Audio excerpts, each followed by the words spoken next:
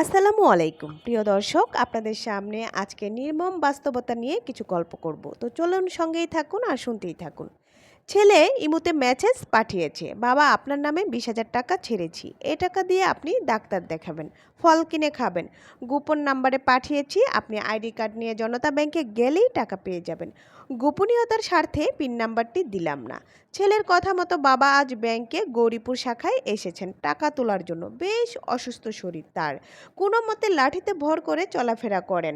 বললাম, এই শরীর নিয়ে একা একা আসা ঠিক হয়নি আপনার। তিনি জানালেন, সাথে আসার মতো কাউকে পাননি বলে কষ্ট করে একাই এসেছেন।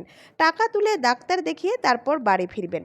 মুরব্বিকে আমার রুমে বসিয়ে সহকর্মীকে বললাম ওনার টাকাটা পে আউট করে দেওয়ার জন্য।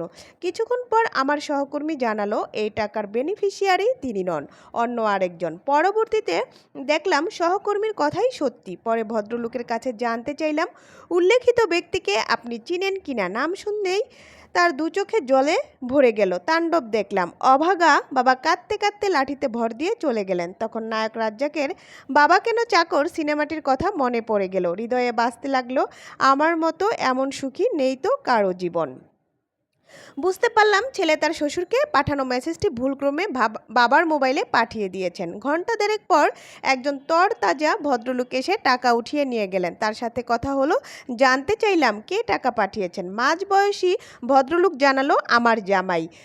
নবীর দেশে থাকে, খুব ভালো ছেলে। কয়েক মাস পর পর শরীর চেকআপের জন্য টাকা পাঠায়। পাগল একটা জামাই, দোয়া করবেন স্যার। আমি কিছুক্ষণের জন্য স্তব্ধ হয়ে গেলাম। ভাবলাম বাবা ছেলেকে বড় করে নবীর দেশে পাঠিয়েছিলেন ঠিকই, এখন সে আবু জাহেলের দেশে বাস করে। বাবা মাকে খুব ভালোবাসলে পুষ্টি সবার সাথে শেয়ার করে দিন, কমেন্ট করুন আর আপনার অনুভূতি জানান সকলের মাঝে। আল্লাহ হাফেজ।